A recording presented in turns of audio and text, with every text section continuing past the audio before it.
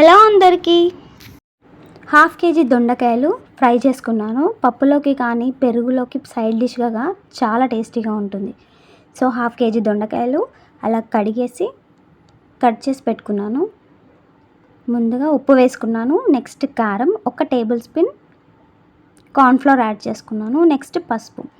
అవన్నీ ముక్కలన్నిటికీ పట్టేలాగా కలిపేసి పెట్టుకుందాము. కాసేపు పక్కన పెట్టేస్తే మనకి వాటర్ వస్తాయి కదా, అలా వచ్చేదాకా వెయిట్ చేయండి.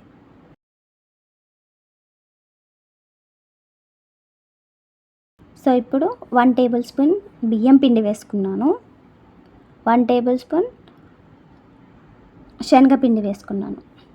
సో వాటర్ ఊరుతాయి కదా, వాటితో పాటు మంచిగా బ్లెండ్ అయిపోతాయి అన్నీ అన్నట్టుగా వాటర్ ఊరేదాకా వెయిట్ చేసిన నేను.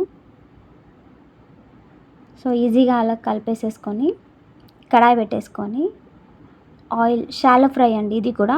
సేమ్ బెండకాయ ఫ్రై ఎలా చేసుకున్నానో ఇది కూడా అలాగే చేసుకుంటున్నాను. సో అలా అన్నీ చేసుకొని ఫ్రై చేసి పక్కకు తీసుకుందాం. 2 వాయిలు అవుతాయండి ఇవి.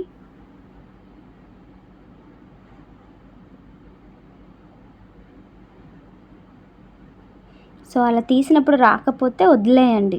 మనకి వేగితే అదే లూజ్ అయిపోతుంది, ఈజీగా తీయగానే వస్తాయి. సో ఈ కలర్ వచ్చేంత వరకు అన్నీ రోస్ట్ చేసేసుకొని పక్కకు తీసి పెట్టేసుకుందాం.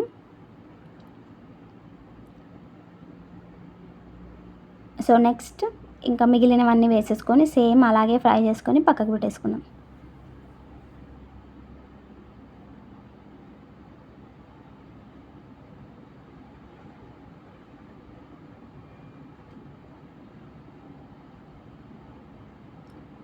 సో కలర్ చేంజ్ అయ్యి మంచిగా ఫ్రై అయ్యేంత వరకు తిప్పుకుంటూ కలిపేసుకుందాం. ఏదైనా అట్లా తీస్తే రాకపోతే వదిలేయండి, వేగితే అదే ఈజీగా వచ్చేస్తుంది.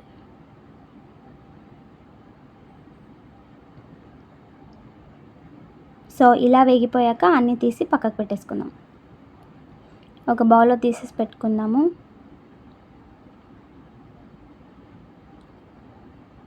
ఈ ఆయిల్తో 2-3 ఆమ్లెట్స్ వేసుకుంటే అయిపోతుంది ఆ ఆయిల్.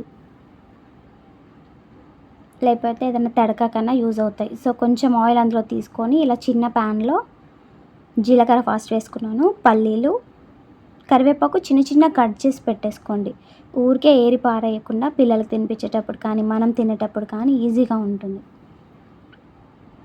సో జీలకర్ర, పల్లీలు, కరివేపాకు మంచి ఫ్రై అయిపోయాక ఉప్పు, కారం వేసి కలుపుకొని మనం ఇప్పుడు దొండకాయలు వేయించి పెట్టుకున్న బౌల్లో వేసేసుకుందాం. ఫంక్షన్స్లో అన్ని రకాల ఉంటాయి కాబట్టి మనకు డీప్ ఫ్రై అయినా డ్రై ఉన్నా కానీ ఓకే, కానీ ఇంట్లో అన్నంలో కలుపుకొని తినేటప్పుడు కొంచెమన్నా ఇట్లా ఆయిల్ తాకితే బాగుంటుంది కదా. సో చూడ్డానికి ఇలా ఉంటుంది. Thanks for watching. Please subscribe to my channel. Thank you.